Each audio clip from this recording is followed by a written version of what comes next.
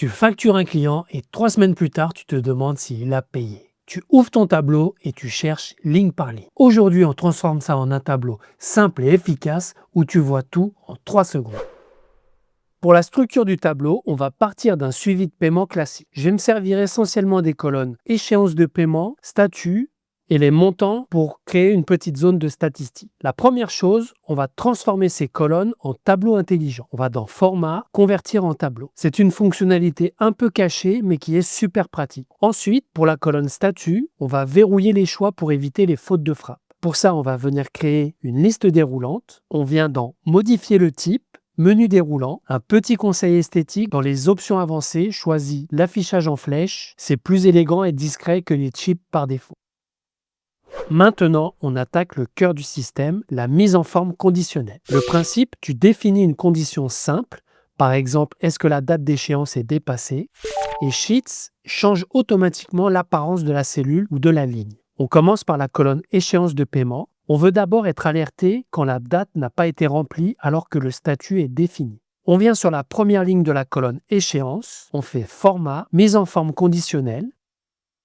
Pour la plage, je vais rentrer F2, 2 points, et je mets simplement F. Sheets va compléter avec F100 pour anticiper les futurs clients. Pour la règle de mise en forme, Sheets te propose des options toutes faites, mais nous, on va choisir la formule personnalisée est, car on a 2 conditions à vérifier. Si la cellule échéance est vide et si le statut est renseigné. Je colle cette formule. Le ET vérifie que les 2 conditions sont vraies en même temps. Si ce n'est pas le cas, la mise en forme ne s'applique pas. La première condition, $F2 égale guillemets, vérifie que la cellule échéance est vide. La deuxième condition, $E2 inférieur, supérieur, guillemets, vérifie que la cellule du statut n'est pas vide. Les 2 caractères inférieur, supérieur, collé veulent dire différent de et le double guillemets collé veut dire vide.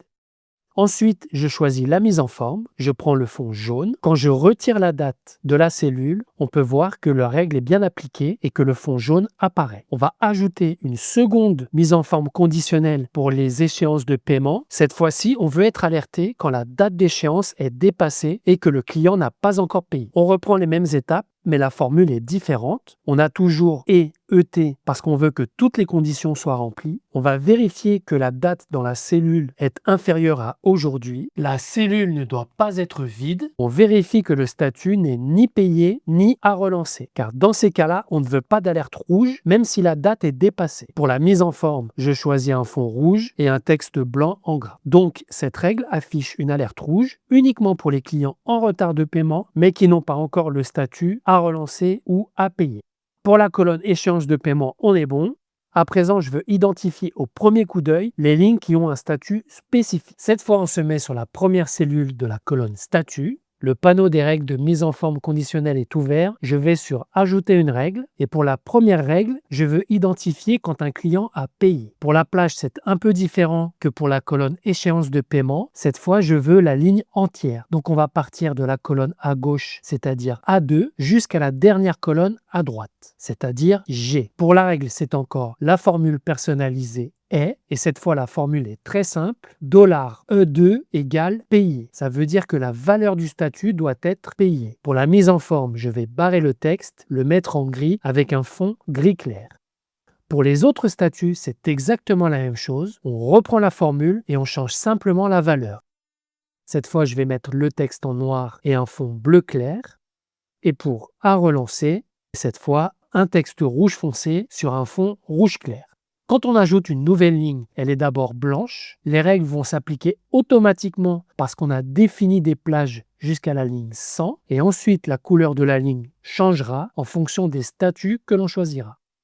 Si tu regardes le panneau des règles de mise en forme conditionnelle à droite, toutes les règles s'appellent la formule personnalisée est. C'est impossible de les distinguer par le nom et on ne peut pas les renommer. Tu as 2 repères utiles pour t'y retrouver. Tout d'abord, la couleur de l'aperçu à gauche de la règle et au survol, Sheets surligne les cellules concernées par la règle.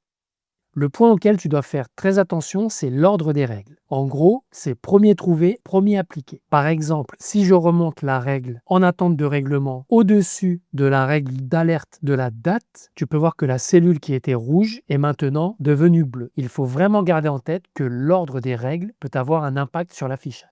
Si mon contenu est utile, un petit like, ça motive toujours. Dernière touche à notre feuille, on va rajouter un mini tableau de stats.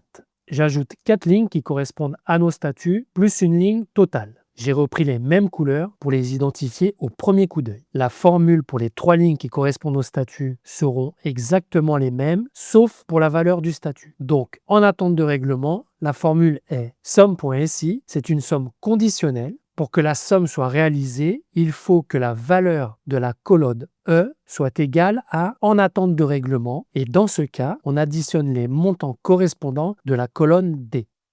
Pour A relancer, c'est exactement la même formule, mais on change en attente de règlement par A relancer et pour payer, exactement pareil, on met payer à la place de l'ancienne valeur.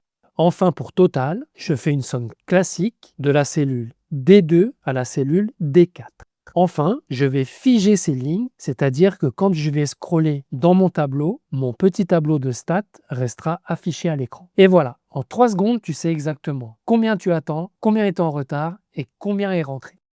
Dis-moi en commentaire comment tu suis tes paiements aujourd'hui, Excel, Post-it, je suis curieux de le savoir. Et si tu veux aller plus loin et voir ton chiffre d'affaires par catégorie, j'ai un tuto Dashboard Sheets pour toi. Abonne-toi pour un nouveau tuto chaque semaine. Ciao!